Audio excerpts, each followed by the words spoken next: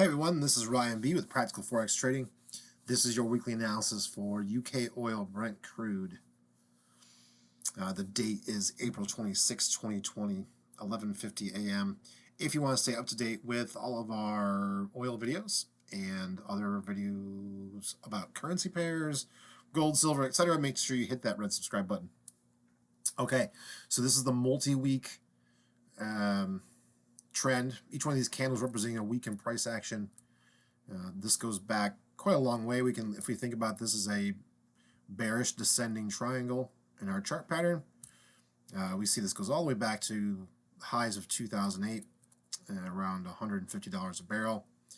Now we see that over time, price recently tested the $68 high, and the rejection and sell-off was so huge that we've seen price not only gap below $48 a barrel, but in fact reached last week a low of $16 a barrel before price moved back up. So in case you missed the headlines, WTI US oil went negative zero. The sell-off was so huge it just collapsed.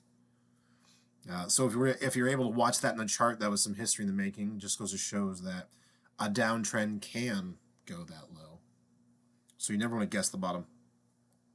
So UKOIL, similar scenario, hasn't quite dropped to the basement yet, but here's what we're seeing.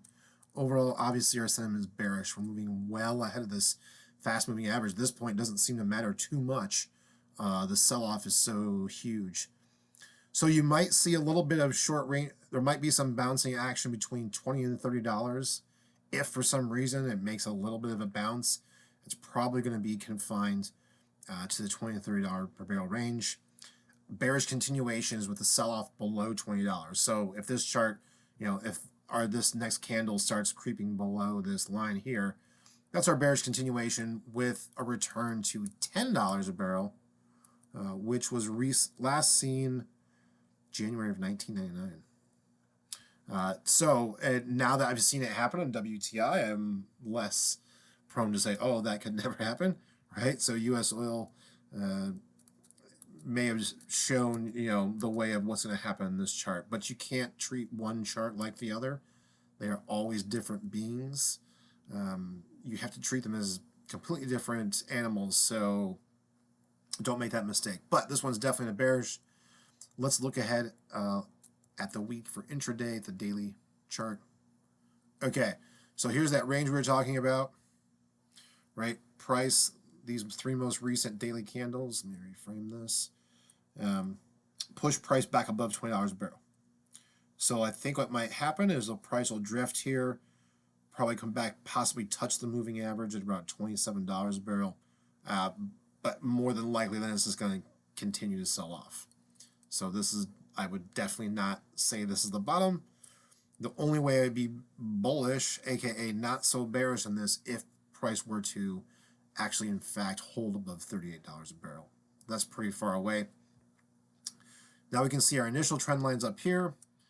We can draw an estimate parallel that the middle of this channel is here, cutting right through that gap. And then if we were going ahead and make another closer parallel trend line, it might look something like this.